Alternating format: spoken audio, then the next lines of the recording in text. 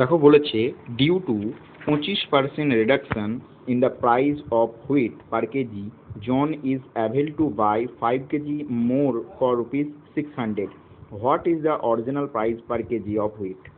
দেখো এখানে বলছে 25% সম্পর্কে আমরা জানি যে 25%-এর ফ্র্যাকশন ভ্যালু কত, 1/4 হয়ে থাকে।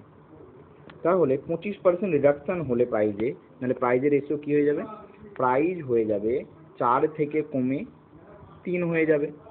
4 থেকে কমে কত হয়ে যাবে, 3 হয়ে যাবে। ওকে, তাহলে প্রাইস যে রেশিওতে যাবে কোয়ান্টিটি কী হবে, তার অপোজিট হবে। তাহলে কোয়ান্টিটি রেশিও কী হয়ে যাবে, 3:4 হয়ে যাবে।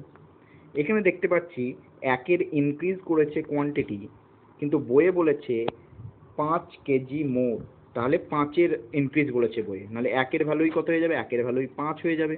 আর একের ভ্যালু 5 হলে 4-এর ভ্যালু কত হবে, 4-এর ভ্যালু হয়ে যাবে আমাদের 20 কেজি। আর 3-এর ভ্যালু কত হয়ে যাবে, 15 কেজি। ক্লিয়ার হয়েছে? তাহলে এই 600 রুপিজে আমি এখন 20 কেজি প্রোডাক্ট পাচ্ছি, যেটা আগে আমি কত পাবো, আগে পেয়েছিলাম আমি 15 কেজি।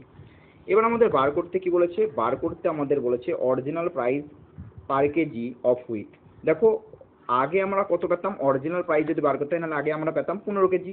কত টাকায়, এই 600 টাকাতেই। তাহলে অরিজিনাল প্রাইস কত হবে, অরিজিনাল প্রাইস হবে 600/15। তাহলে কাটাকুটি করলে কত হবে, 40 হয়ে যাবে। নাহলে আমাদের অ্যান্সার কত হবে, 40 rupees per KG. 40 rupees per KG. Option number A হবে একেবারে সঠিক উত্তর। ধন্যবাদ।